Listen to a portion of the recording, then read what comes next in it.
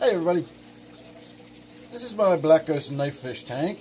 It's a 40 breeder, so it's 3 feet wide, but it's got that 18-inch depth to it, so it gives you a lot of three-dimensional aspect. I really like this tank. I really like this size tank. I have 3 of them. My brackish tank for butterbean is a 40 breeder.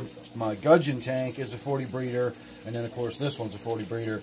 So tonight we're just going to do a simple feeding video. I got some a new jar of the freeze-dried river shrimp or freeze-dried krill, and so we're going to go ahead and go around the room tonight and give everybody a little bit of a meaty treat. And this of course is really dry and crumbly, so I break it up into some smaller pieces and some larger pieces, and it will make its way down into the water column fairly quickly. So everybody should be darting and dashing around to get some of that. And then of course the good thing about that is it also makes it to the bottom. So my little cory cats down there, and even the Black Ghost knife fish that never comes out of hiding, will eventually get some of that as it makes its way down into the bottom, into the nooks and crannies, like I said. From this angle in the camera, it looks like you're actually getting a fairly good look at what that biofilm on the surface of this tank starts to look like as it builds up. I really need to get in there and do a water change. In fact, now that I'm looking in there off to the very far right, I don't think it's coming out on camera, but there's one of the red Serpae tetras. It's definitely not doing well. They've been in there for quite a while now, so I'm not too concerned about it. I don't think anything's wrong with the tank necessarily, but that fish is definitely on its last legs. It looks like it's got a swim bladder issue. It's not able to stay afloat. It's just spending all its energy trying to continue swimming upwards.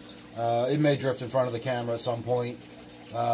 So if you see it, then that's exactly what's going on. This is the first I'm seeing of it. So when this video is over, I'll get in there and get it out. That, you know, I've had fish that have struggled to stay afloat, but it's one thing when they have to make an adjustment every few moments. This one's just sinking like a stone, and it's having to swim pretty vigorously just to even stay up off the bottom. In fact, it's just down on the bottom now, so it's probably you know, exhausting itself. So that one's not going to live too much longer anyway.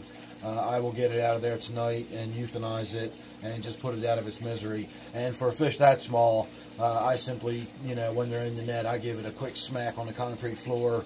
You know, it turns them off like a light switch. They don't, you know, there's no suffering or anything like that. Larger fish, it's a different story.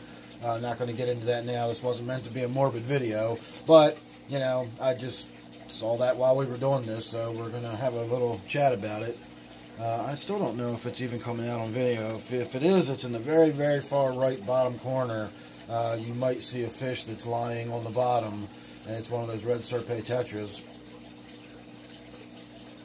So I'm really surprised there wasn't a lot more activity and we didn't see the rainbow fish swimming around more than we did. Maybe when all of the food gets into the water column like that, they make their way through the bushes basically and collect it all up, as opposed to the flake food I put in there is, you know, it will get into the water column to some degree, but it floats quite a bit more than the shrimp does. The shrimp starts sinking almost immediately.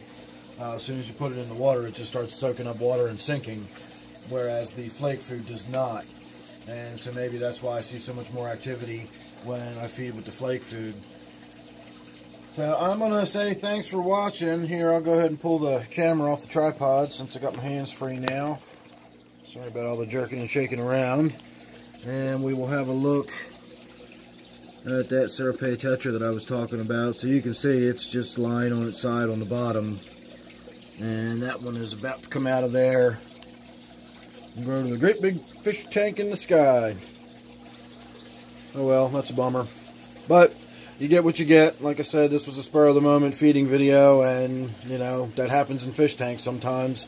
I always tell you, you're gonna, you know, get the good, bad, and the indifferent with me. So thanks for watching. Hope you enjoyed.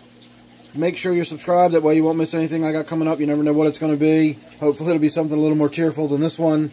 So thanks again, and I will see you real soon on the next one.